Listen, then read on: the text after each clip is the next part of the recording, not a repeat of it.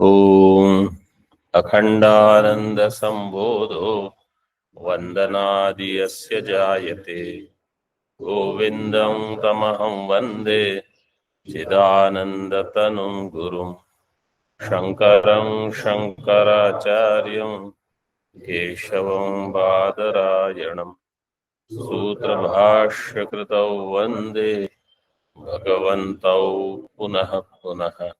ईश्वरो गुरुरात्मेति मूर्तिभेद विभागिने व्योमवद्व्याप्तदेहाय दक्षिणामूर्तये नमः।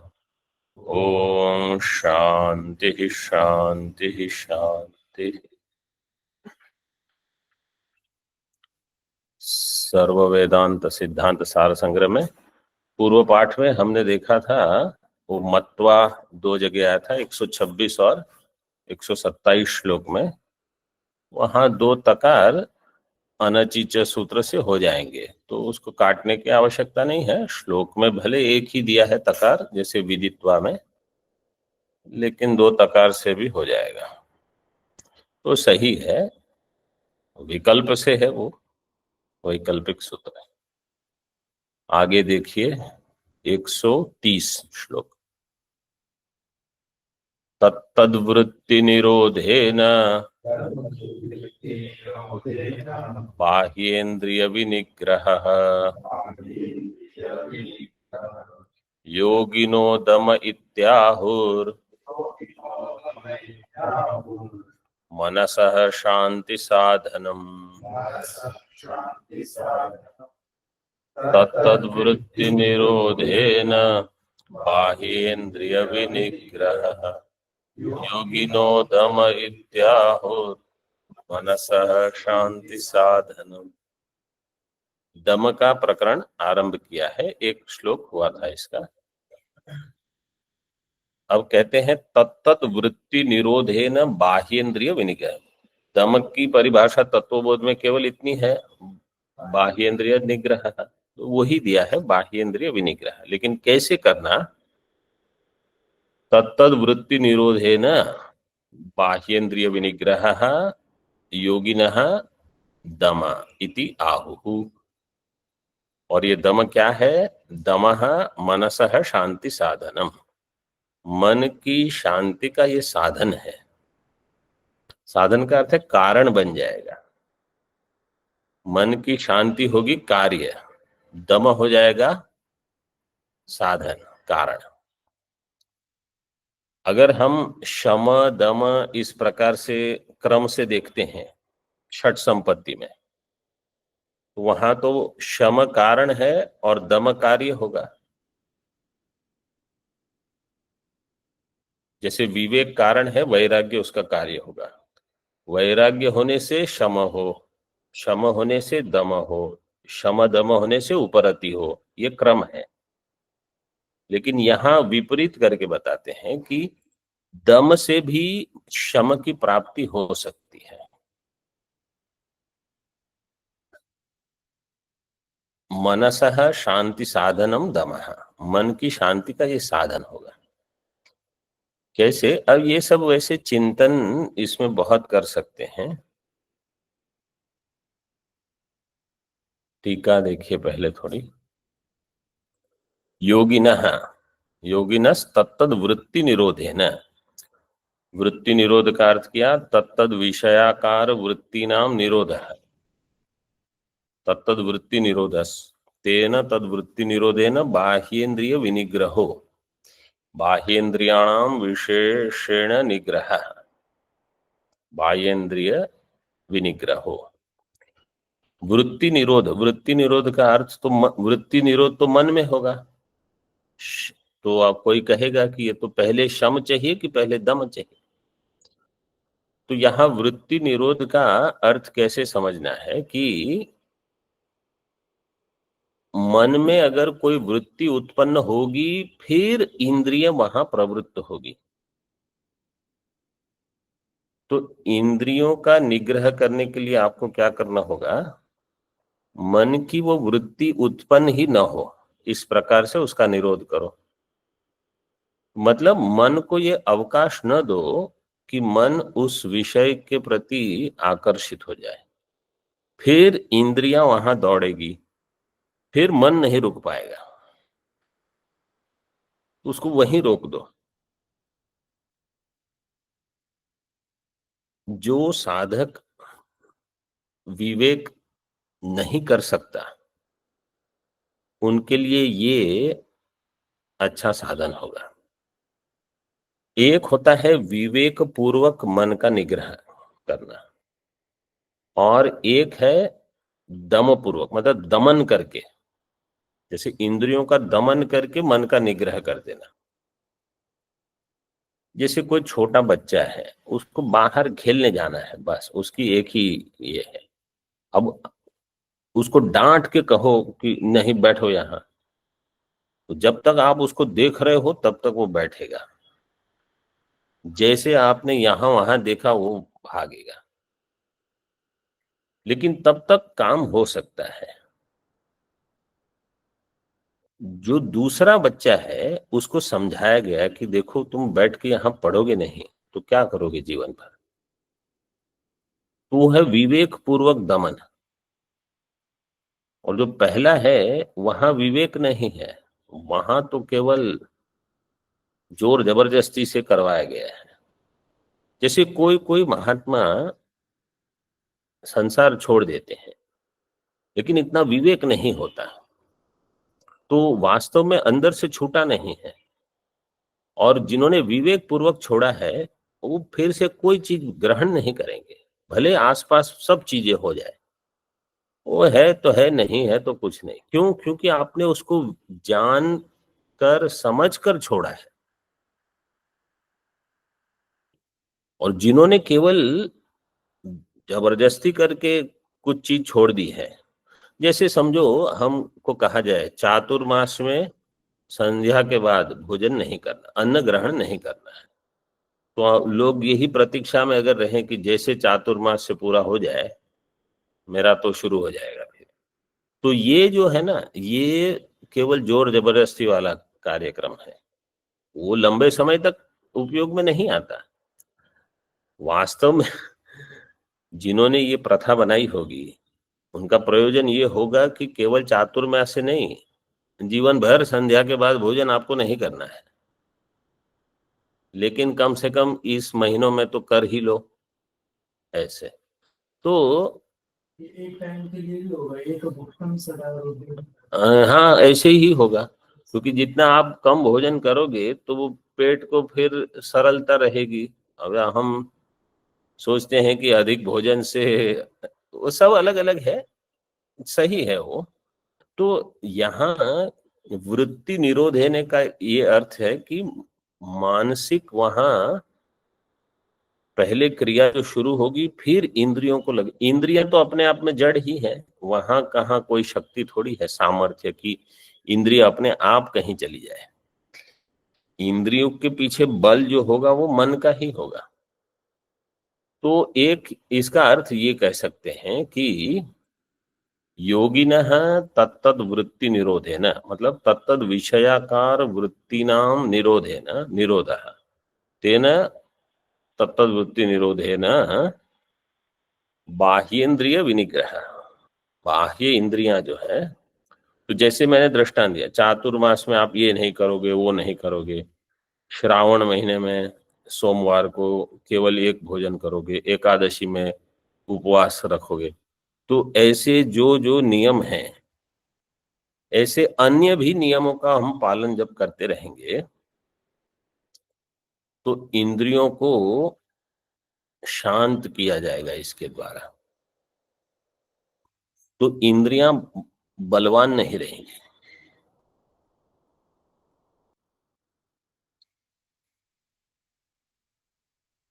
बलवान इंद्रिय ग्रामम विद्वांसमपि कर्षति है ना? ये दूसरी पंक्ति है। कैसे है ये जो बलवान इंद्रिय ग्राम, ये दूसरी पंक्ति है कि पहली है? हाँ, मतलब देखो, इंद्रिय ग्राम, इंद्रिय का समूह है, कितना प्रबल है कि विद्वान का भी मन वो खींच लेगा। तो ये होता है, इसलिए ये साधन जो है ये आवश्यक है। और वृत्ति शब्द से अगर प्रवृत्ति लोगे, कि प्रवृत्ति का निरोध कर दो, मतलब प्रवृत्ति ही रोक दो।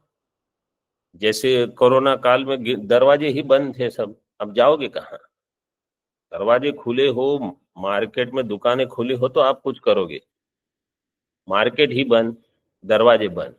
तो ये क्या है, प्रवृत्ति को ही निरुद्ध कर दिया गया।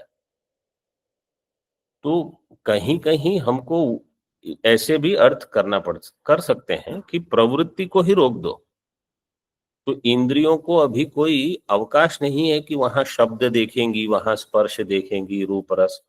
जैसे बहुत सारे महात्मा हमारे फोन में सिम नहीं रखेंगे, इससे क्या होगा, अब प्रवृत्ति का निरोध हो गया। बाह्य प्रवृत्ति ये देखेंगे, वो सुनेंगे, इनको बात करेंगे, वो कुछ कर नहीं सकते। बहुत बहुत अच्छा है, इससे बढ़िया क्या है, ये वृत्ति निरोध हो गया। तो इस प्रकार से अगर हम करेंगे तो इंद्रियों को पहले से ही अनुशासन दिया जाता है कि अब ये मत करो, ये कर ही नहीं सकते आप, ये नहीं कर सकते, वो नहीं कर सकते, ऐसे। तो ये है बाह्य इंद्रिय विनिग्रह। यह तम मनसः शांति साधनम, शांति, और इसका लाभ है, वो तो हम सब देखते हैं कि जब थोड़े समय तक ये सब कार्यक्रम नहीं हो तो बस फिर एकांत बढ़ जाता है।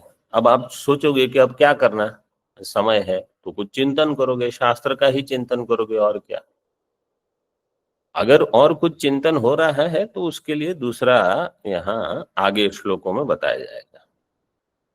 मनसः शांति साधनम, ये मन की शांति का साधन है। शांति है साधनम, शांति साधनम दम इत्याहु। श्रीमद् भागवते अपि उक्तम असंकल्पात् जयेत कामम क्रोधं काम विवर्जनात्। ये सप्तम स्कंद में है, 7, 15, 22, 7, 15, 22, 7, 15, 22। नारद जी और युधिष्ठिर के बीच में संवाद होगा। वहां कहा काम को कैसे, मतलब यहाँ केवल दृष्टांत के रूप में है कि किसी का निरोध करके किसी और को दबाया जा सकता है, उसके लिए दृष्टांत है। कामना को कैसे दबाया जाएगा, बोले संकल्प ही मत करो, असंकल्पात कामम जयेत। संकल्प करोगे तो कामना बढ़ेगी, क्योंकि संकल्प प्रभवान कामान, कामना का प्रभाव संकल्प से होता है। और काम विवर्जनात् क्रोधम जयेत, दूसरा और एक दिया है, काम की निवृत्ति से फिर क्रोध पर जय हो जाए। इच्छा ही नहीं करनी, इच्छा नहीं करना ये तब संभव होगा जब आपको ईश्वर में बहुत श्रद्धा हो और भगवान जो करेंगे उससे मैं बिल्कुल संतुष्ट हूं, ये बुद्धि हो, तब आपको कामना नहीं होगी। नहीं तो आप करते रहोगे कुछ कुछ और हम कुछ करेंगे, फिर वहां वैसे जैसे हम चाहते हैं वैसा तो होता ही नहीं। अगर ऐसे होता तो हर मनुष्य परमात्मा ही हो जाता है। तो आप कुछ करो, कुछ होगा, फिर आप दुखी, फिर आप उसको बदल के कुछ करोगे, फिर कुछ करोगे, जीवन भर यही करते रहोगे। तो शरणागति का अर्थ ही ये है कि आप पूरी तरह वहां कहो कि मुझे कुछ नहीं करना है, आप जो करोगे मैं वो सब करने को तैयार हूं प्रभु, बस। जिन्होंने अच्छी उपासना की है इनका ये हो जाएगा। बहुत महात्मा हम देखते हैं प्रसन्न रहते हैं, चाहे कुछ शरीर में इतना दर्द हो, ये हो, कोई उनको कुछ नहीं। वो तभी ब्रह्मनिष्ठ हो सकते हैं। नहीं तो कुछ दर्द हुआ, आपका ध्यान ही पूरा वहां चला जाएगा, वो कुछ चिंतन नहीं करने देगा आपको।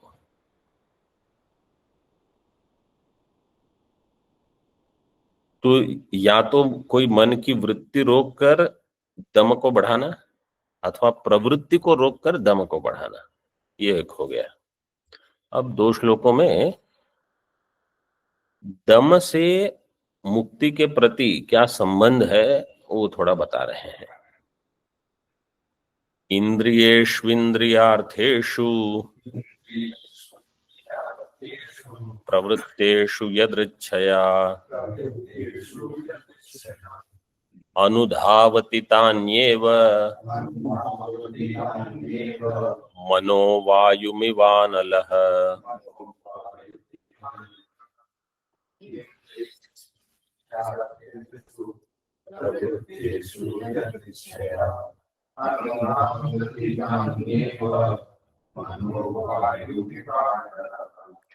इंद्रियेषु निरुद्धेषु त्यक्त्वा वेगं मनः स्वयं सत्यभावमुपादत्ते प्रसादस्ते न जायते। प्रसन्ने सति चित्तेस्य मुक्तिः सिद्ध्यति नान्यथा।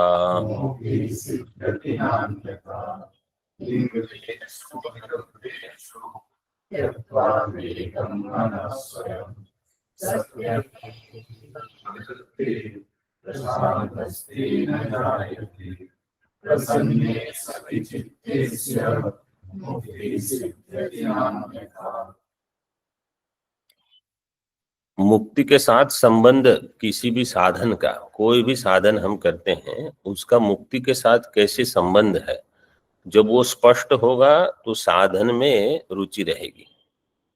साधन में सत्कारा सेविता दृढ़ भूमि हमने देखा, वो सत्कार बुद्धि होगी, चल आदर बुद्धि होगी, फिर ब्रह्मचर्य तपः ये सब संभव हो जाएगा।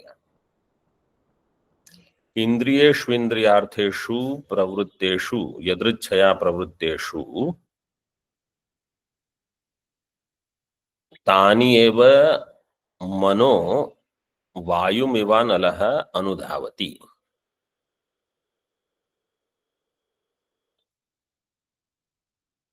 इंद्रियार्थेषु प्रवृत्तेषु इंद्रियेषु यदृच्छया प्रवृत्तेषु इंद्रियेषु।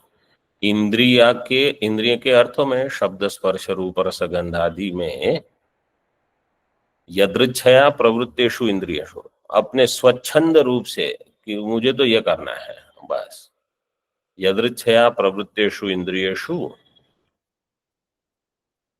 तानि एव मनो अनुधावति। तानि कानि इंद्रियाणि, तानि इंद्रियाणि मनो अनुधावति, मन उनके पीछे जाएगा। जैसे गीता में क्या श्लोक दिया है,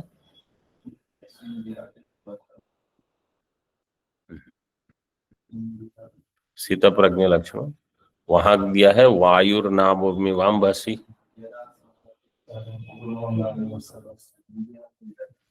तस्य प्रज्ञा प्रतिष्ठिता। वो नहीं, हाँ ऑनलाइन कोई बताए।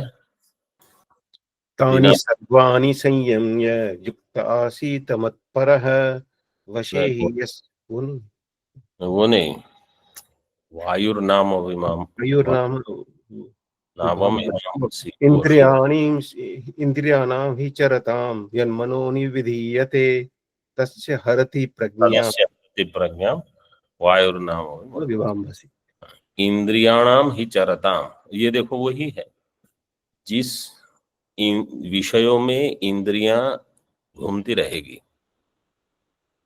यन मनो अनुविधीयते, यहां दिया अनुधावती, तद अस्य हरति प्रज्ञा, वहां तो प्रज्ञा है उसका हरण होगा। अगर प्रज्ञा है ही नहीं तो बनेगी नहीं। प्रज्ञा अगर है तो उसका हरण हो जाए। अग्नि प्रज्ञा बनी ही नहीं, मतलब श्रवण में ही आपके पास मन उपलब्ध नहीं है। कुछ यहाँ कुछ हुआ, आपने किसी को देख लिया, बस आधे घंटे का पाठ चला गया, पता ही नहीं चला क्या चल रहा है। तो ये वो हो जाता है। बहुत अधिक विक्षेप होने से वायुम इव अनलः, यहाँ दृष्टांत जो वहां दृष्टांत दिया है, वायुर्नावम इवाम्भसि। जैसे वायु नाव को लेके जाता है, वैसे ही इंद्रियां मन को लेके जाती है। यहां दृष्टांत दिया है वायु अग्नि को लेके जाएगा। जहां जैसे जंगल में अग्नि हुई, जहां वायु जाएगी वहां अग्नि शुरू। तो मतलब मन का नियंत्रण नहीं रहेगा। कहने का प्रयोजन क्या है कि इंद्रियां जब इतनी बलवान हो जाएंगी तो मन क्या करेगा फिर। ये एक। तो क्या करना है, इंद्रियेषु निरुद्धेषु त्यक्त्वा वेगम मनः स्वयं।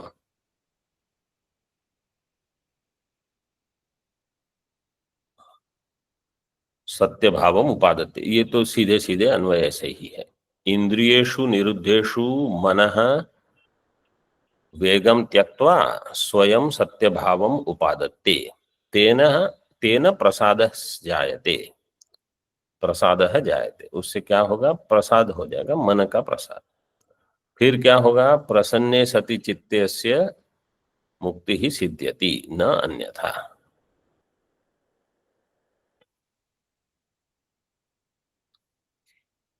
मतलब यहां क्रम ऐसे दिया है, इंद्रियों का निरोध, फिर मन में शांति शमः, फिर प्रसाद से मुक्ति, मन प्रसाद से मुक्ति। ये इस क्रम से इन तीनों श्लोकों में दिया है। कहने का प्रयोजन क्या है कि जहां इंद्रियां बहुत चंचल हो वो श्रवण नहीं करने देगी, और मन को वैसे ही मन विक्षिप्त रहता है, उसको केवल थोड़ा भोजन चाहिए विक्षिप्त होने के लिए, बस। तो मतलब हमको हम अपने आप में समझना है कि तो हमारा अधिकार वेदांत में बहुत कम है। अगर ऐसी परिस्थिति हो रही है तो उसको ठीक करना पड़ेगा, नहीं तो आगे नहीं बढ़ पाएंगे।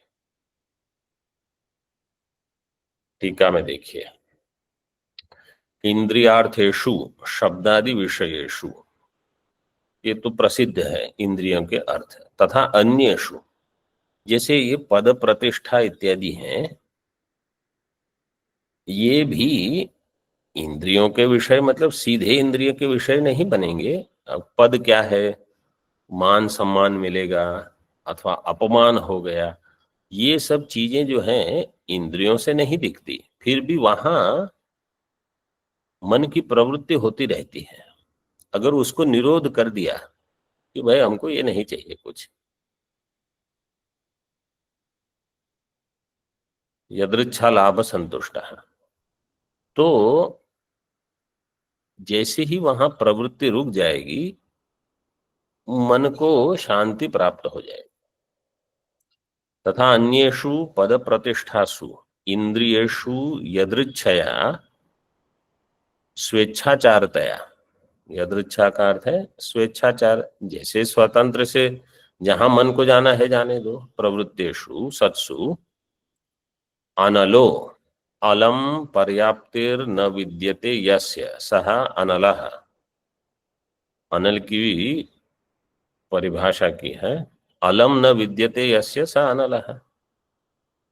जिसको कभी ऐसा नहीं लगता है कि बस, अग्नि का ये लक्षण है, वहां अलम भाव नहीं है।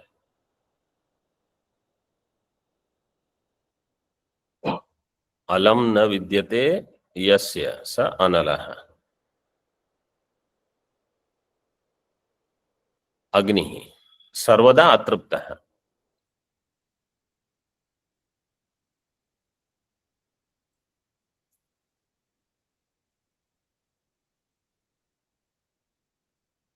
अग्नि कैसा है? सर्वदा अतृप्त है, मतलब उस अग्नि में आप कुछ भी डालो तो पूरा नहीं होगा, वो कहेंगे और दे दो, ऐसे पर्याप्ति नहीं है जहां।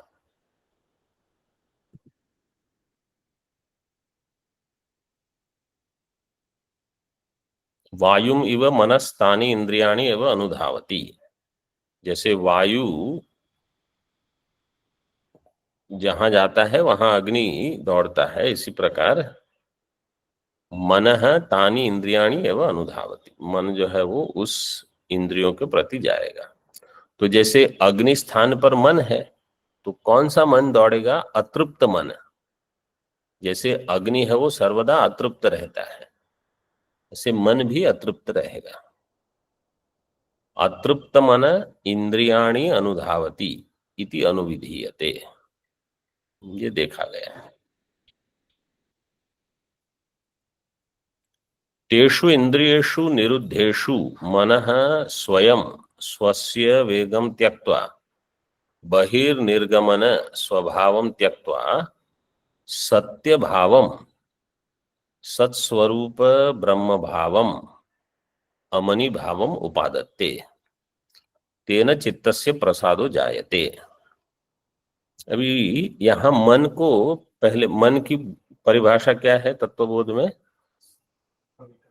संकल्प विकल्पात्मकम मन। तो मन का स्वभाव ही है संकल्प विकल्प करते रहना। और कभी कभी क्या होगा कि ऐसे विषयों का चिंतन करोगे जिससे आपकी साधना में कोई लाभ नहीं है, मतलब कोई प्रयोजन ही नहीं है, लेकिन मन का स्वभाव है कुछ सोचते रहना, वो संकल्प विकल्प करते रहे। तो मन को अमन बनाना, इसका अर्थ क्या है? संकल्प विकल्प का अभाव। जो मन का लक्षण है वो वहां नहीं होने देना। तो संकल्प विकल्प कैसे रोके जाए? तो इसका पहले जो हमने दृष्टांत देखा कि आप दमन करके मन को कहो कि आपको कुछ नहीं करना है, आपको कुछ नहीं मिलेगा, आप भूखे रहो, मन को भोजन ही नहीं मिले, तो ये एक हो गया। जैसे यहां इंद्रियों का ही निरोध हो गया, इंद्रियों के निरोध से मन के संकल्प विकल्प का अभाव, ये दिखाया यहां। लेकिन ये लंबे समय तक नहीं चलता, वो तो हम जानते हैं। तो दूसरा फिर क्या है? विवेक पूर्वक अगर ये किया जाए तो लंबे समय तक रहेगा। इनके बीच में और थोड़ी कक्षाएं हैं।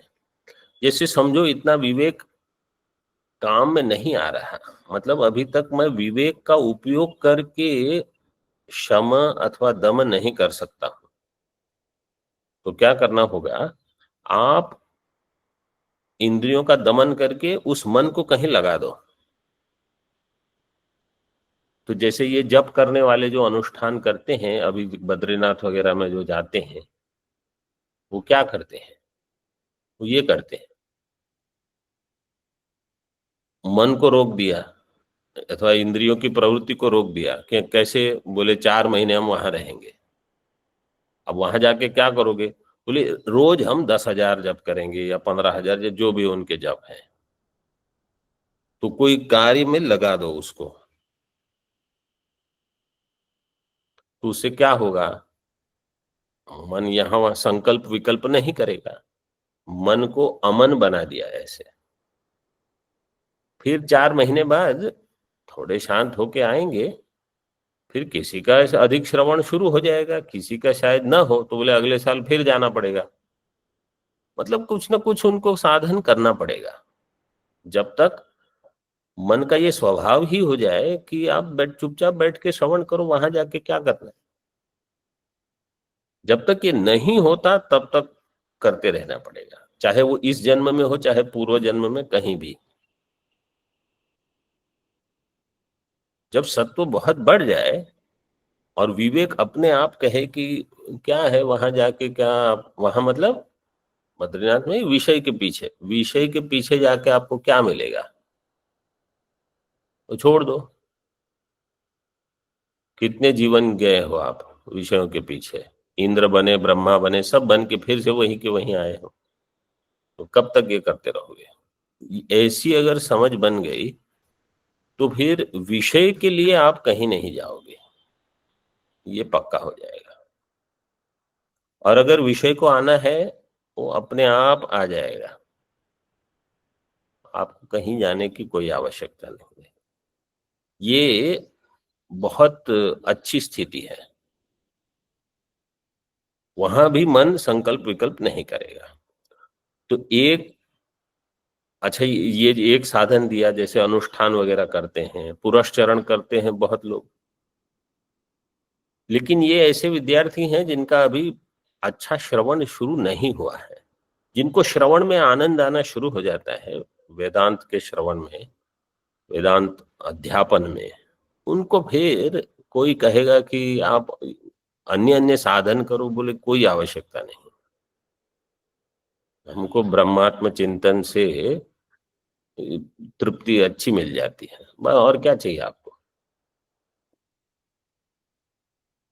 समझो किसी का मन ऐसे जप अनुष्ठान इत्यादि में नहीं लग रहा, पुरस्चरण वगैरह, बोले ये हम बैठ नहीं सकेंगे, तो उनको फिर कुछ और कार्य दिया जाए। जैसे कोई लोग हैं वो बहुत पारायण वगैरह करते हैं, एक आए थे यहाँ सज्जन थे,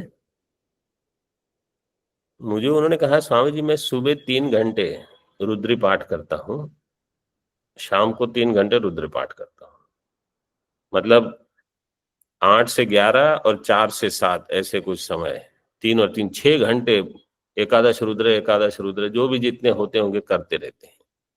वो उसमें प्रसन्न है, आयु उनकी थोड़ी हो गई है, तो अकेले कहीं जाके रहना उनके लिए संभव नहीं है। श्रवण कर रहे हैं, अच्छा उन्होंने प्रस्थानत्रय में ब्रह्मसूत्र छोड़ के लगभग बाकी बहुत अच्छा हो गया है उनका। तो जिनको अब अधिक श्रवण उपलब्ध है तो करते रहेंगे, नहीं है तो ऐसे कुछ पारायण कुछ कुछ करते रहेंगे, मन को स्थिर रखने। मतलब सुबह 2 घंटे श्रवण कर लिया, फिर 3 घंटे पारायण कुछ किया, भोजन तो थोड़ा खा लेंगे, फिर विश्राम करके फिर उठ के थोड़ा श्रवण किया, फिर ये सब पारायण करेंगे, फिर कुछ नाम जप वगैरह करके भोजन थोड़ा करके टहल के सो जाओ, बस हो गया। पूरा दिन ऐसे काट लेते हैं। मन को कहीं न कहीं ऐसी प्रवृत्तियों से रोकना है, और ये हर साधक को करना पड़ेगा। और सभी को, चाहे दुनिया को झेलना पड़े या ना झेलना पड़े, मन को तो झेलना पड़ेगा ही पड़ेगा, क्योंकि ये तो आपका साथी है, ये तो हमेशा से आपके साथ है जब तक मोक्ष नहीं होगा। तो ये संकल्प विकल्प करने का जो मन का स्वभाव है, उसको कैसे कम करना अथवा अपने उपयोग में ले लेना, ये साधन है यहाँ। तब क्या होगा, मनः वेगम त्यक्त्वा, उसमें वेग बहुत रहता है, एक बार वो चिंतन शुरू हो गया तो बंद ही नहीं होता। स्वयं सत्य भावम उपादत्ते, अपने आप सत्य भाव, सत्य भाव का अर्थ किया है सत्स्वरूप भाव। यहाँ ब्रह्म भाव लिखा है, ब्रह्म भाव क्योंकि उसका सत्य स्वभाव तो ब्रह्म स्वभाव है। मन का वास्तव, रज्जु में जो सर्प भासता है उसका वास्तविक स्वभाव क्या है, स्वरूप क्या है, रज्जु, मतलब जो अधिष्ठान है वही उसका स्वभाव होगा। तो मन का वास्तविक स्वभाव तो अधिष्ठान ही है, लेकिन अभी वो वहां पहुंचने के लिए समर्थ नहीं है। तो कुछ कुछ प्रक्रियाएं, कुछ बीच में साधन आवश्यक है। तेन चित्त से प्रसादो जायते, फिर चित्त का प्रसाद उपलब्ध हो जाएगा। लेकिन यहाँ आगे टीका में इसलिए स्पष्ट कर दिया है कि ये अमनि भाव क्या है। यहाँ चित्ते प्रसन्ने सत्यस्य साधकस्य मुमुक्षोर मुक्ति ही सिद्ध्यति नान्यथा इत्यर्थः। चित्त जब प्रसन्न होगा तो ये साधक श्रवण कर पाएगा। दुखी साधक श्रवण क्या करेगा? अथवा समझो कोई और चिंता से चिंतित है, वो श्रवण नहीं कर पाएंगे, वही चिंतन होगा उनका।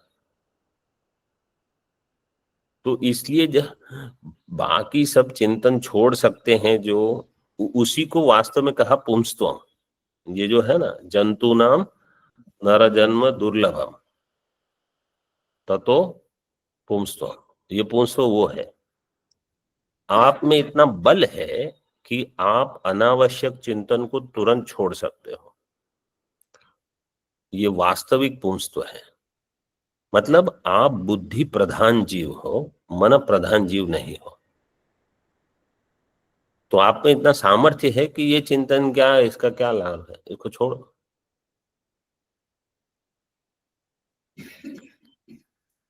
फिर ततो विप्रता, फिर आगे सब चीज आवश्यक है।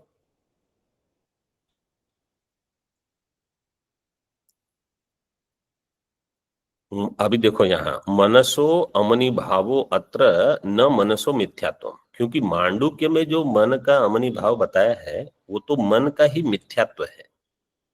यहाँ उस अर्थ को नहीं लेना है। क्यों? यहाँ तो केवल मन का निरोध है, मनोनिरोध जो है उसको ही अमनि भाव, क्योंकि संकल्प विकल्प को रोक के रखना। तो अगर हम जब श्रवण काल में मन का निरोध कर सकते हैं कि तब तक मन कहीं न जाए, मैं एकाग्र चिंतन कर सकता हूं श्रवण काल में, मनन काल में, ये है गौण अमनि भाव, निरोध करके। जैसे योग दर्शन और वेदांत दर्शन में ये भेद आ जाएगा। योग दर्शन में मन का निरोध करके रखो, वेदांत दर्शन में मन को मिथ्या जान लो। तो योग दर्शन में मन मिथ्या नहीं होगा, वो सत्य है।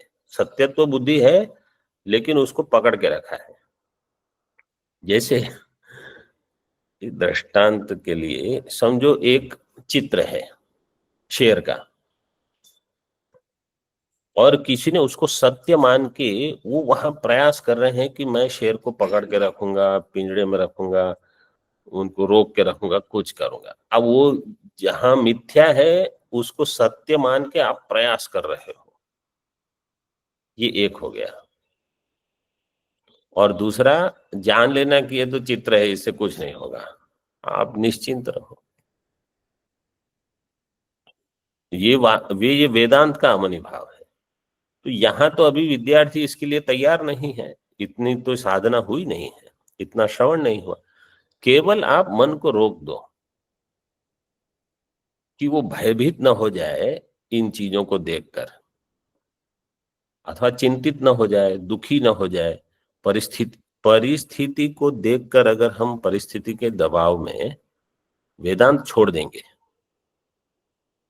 उससे बड़ी हानि कुछ नहीं है। हमारा क्या होना चाहिए, चाहे जो कुछ भी हो, वेदांत नहीं छूटेगा। परिस्थिति के दबाव में वेदांत छूट गया, यही तो हमारा बल है। जैसे मैं बहुत बीमार हूं, मैं दवाई नहीं खाऊंगा। अरे जब दवाई खाओगे तब तो बीमारी जाएगी। तो ये आपका बल होगा, तो इसको तो आप नहीं छोड़ोगे।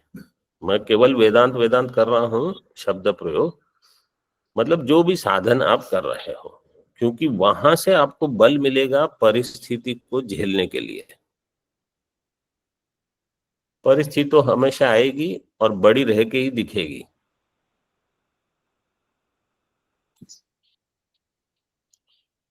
परिस्थितियों का सामना करते रहना ज्ञान के बल पर। विद्वान और अन्य में तो यही भेद है कि अन्य लोग भी परिस्थिति का सामना करते हैं। कोई धन के बल पर कर लेगा, कोई किसी के संपर्क इनको बताएगा, उनको बताएगा, ऐसे परिस्थिति सब झेल लेते हैं। और कोई कहेगा कि मैं ज्ञान के बल पर परिस्थिति झेल लूंगा। कोई ईश्वर के शरणागत होकर भक्त बनकर परिस्थिति झेल लेता है। परिस्थिति तो सबको झेलनी पड़ती है, सबको उसका सामना करना पड़ेगा। तो यहां देखो क्या कहा, मनसो अमनि भावो अत्र न मनसो मिथ्यात्व किंतु मनो निरोध है तद गौण। मन का जो निरोध है ये तो गौण अमनि भाव है। योगाभ्यासेन निरुद्धम चित्तम निवात दीपवत् स्थैर्यं प्राप्नोति प्रत्युत वेदांत ज्ञानाभ्यासेन निरुद्धं चित्तम यद अमनि भावम प्राप्नोति तन्मुख्यम। योगाभ्यास के द्वारा जो निरुद्ध चित्त है वो रुक जाएगा वहां, लेकिन वेदांत ज्ञानाभ्यास से वो मन को ही मिथ्या समझ लेना है। तो क्या है, तत्र समस्त प्रपंच सहित मनो मिथ्यात्वे दृढ़ निश्चयो भवति। ये वेदांत ज्ञान अभ्यास का फल है। समस्त प्रपंच सहित मन मिथ्या, मतलब जब हम कहते हैं प्रपंच मिथ्यात्व, उसमें मन को तो हमको डालना ही डालना है। ये मन मिथ्या है अथवा ये अहंकार मिथ्या है, इसका जो जब दृढ़ निश्चय हो जाए, ये मुख्य अमनि भाव है। यहां गौण अमनि भाव को लेकर कि मन का थोड़ा निरोध कर लिया, इंद्रियां इतनी प्रबल नहीं रही, संकल्प विकल्प अब नहीं कर रहा है, तो श्रवण कर सकता है। तो इसलिए कहा प्रसन्ने सति चित्ते अस्य अस्य साधकस्य मुक्ति ही सिद्ध्यति, फिर उसकी मुक्ति के लिए कुछ हो जाएगा। मनः प्रसादस्य निदानमेव निरोधनं यत् सकलेन्द्रियाणां बाह्येन्द्रिये साधु निरुध्यमाने बाह्यार्थ भोगो मनसो निवर्तते।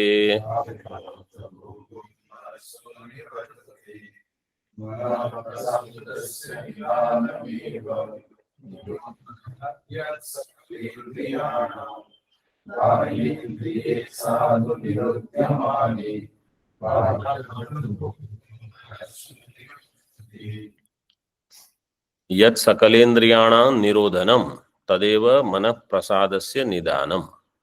ये प्रथम पंक्ति, यत् सकलेन्द्रियाणां निरोधनम तत् मनः प्रसादस्य निदानम, निदानम मूल कारणम। द्वितीय पंक्ति, बाह्येन्द्रिये साधु निरुध्यमाने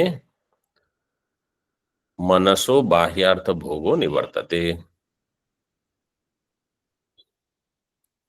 मन के प्रसाद का मूल कारण क्या है? इंद्रियों का निरोधन।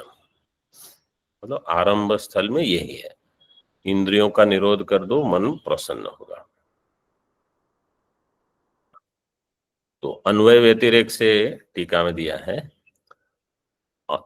यत् सकलेन्द्रियाणां निरोधनम तदेव मन प्रसादस्य निदानम मूल कारणम।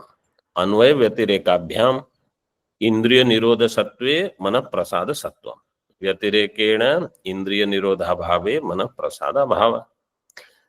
अगर इंद्रियों का निरोध है तो मन प्रसन्न रहेगा। मतलब इंद्रियों से उन विषयों को आप दूर रखो जिससे आपको लगता है कि मन बहुत चंचल हो जाएगा, उनको दूर ही रखो। उनको दूर रखो मतलब आप दूर रहो।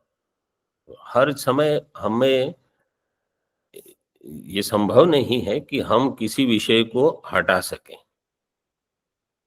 और कहीं वो हमारी क्षमता के बाहर है, कहीं वो हमारा धर्म नहीं है, मतलब वो हमारा वो कर्तव्य नहीं है।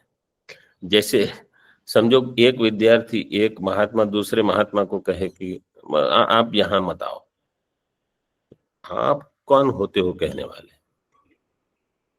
आप में ये सामर्थ्य नहीं है, आपका ये धर्म नहीं है। तो कोई, हमको ही अपने मन को नियंत्रित करना है, बजाय इसके कि बाहर परिस्थिति बदलनी, मनस्थिति बदलनी है।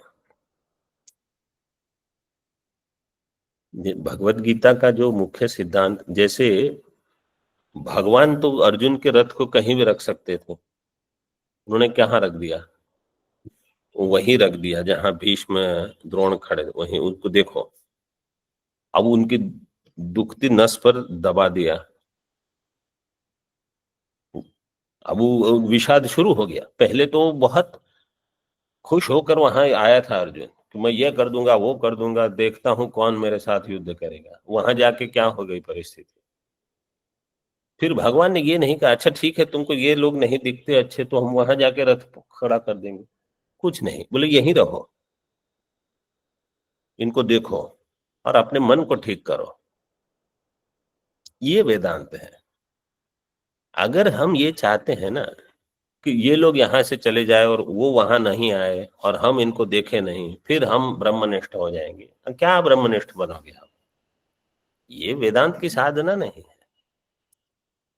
वेदांत की साधना ये है कि चाहे बाहर कोई भी हो, कोई परिस्थिति हो, कोई व्यक्ति हो, वस्तु हो, कुछ भी देश काल हो, उससे हम प्रभावित नहीं होंगे क्योंकि मैं ये जान रहा हूं अथवा जानना चाहता हूं कि मैं ब्रह्म हूं। तब तो कुछ ज्ञान प्राप्त हुआ। तो कभी भी जब हम सोचते हैं कि परिस्थिति को बदलने से सब ठीक हो जाएगा, तो मैं आपको कह देता हूं कि इतने महाशाब्द युग कल्पेशु, इतने कल्पों में हमने यही क्रिया की है। इस परिस्थिति को बदल दो, उनको यहां से वहां हटा दो, उनको ये कर दो, उनको ये कर दो। अरे आप कितना करोगे? आप बाहर कुछ मत करो, आप अपने मन को बताओ कि ये क्या है, ये एक परिस्थिति प्राप्त हुई है, हमको इसको झेलना ही होगा। या तो प्रसन्न चित्त से करें या दुखी होके निंदा करके, लेकिन इसको झेलना ही है हमको। तो जितना हम प्रसन्न हो सकते हैं कि ईश्वर की कृपा है, प्रसाद है, बहुत बढ़िया है, उनका बल है हमारे साथ, बस आपको कोई चिंता नहीं होगी। नहीं तो पूरा जीवन ऐसे ही चला जाएगा। बाह्येन्द्रिये ज्ञानेन्द्रिय कर्मेन्द्रियो साधु निरुध्यमाने निगृहीते सति मनसो बाह्यार्थ भोगो। बाह्यार्थ है इतना पहले देख लें। बाह्येन्द्रिय ज्ञानेन्द्रिय कर्मेंद्रिय दोनों इंद्रियों को जब ठीक ठीक उनका निरोध होता है, साधु निरुध्यमाने सति मतलब निगृहीते सति मनसो बाह्यार्थ भोगो। बाह्यार्थ पदार्थो बाह्यार्थ तस्य भोगो, बाह्यार्थ भोगो बाह्य पदार्थानां भोगेच्छा भोग वासना निवर्तते। मन की जो बाह्य पदार्थ की वासना मतलब दोनों प्रकार से, रागात्मक अथवा द्वेषात्मक, वो चली जाएगी। तब क्या होगा? फिर वो मन श्रवण के लिए उपलब्ध हो जाएगा। अत्र इंद्रियाणाम निरोधनम विवेक पूर्वकम न तो हठ पूर्वकम। तो जब विवेक पूर्वक, क्योंकि हमने देख लिया कि जब इंद्रियां विह्वल है तो मन श्रवण नहीं कर पाएगा, तो विवेक से कर सकते हैं। ओम पूर्णमदः पूर्णमिदं पूर्णात् पूर्णमुदच्यते पूर्णस्य पूर्णमादाय पूर्णमेवावशिष्यते। ओम शांति शांति शांति।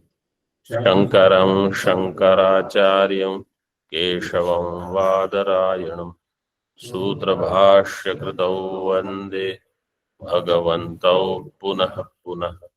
ईश्वरो गुरुरात्मेति मूर्तिभेदविभागिने व्योमवद्व्याप्तदेहाय दक्षिणामूर्तये नमः। ओम शांति शांति शांति।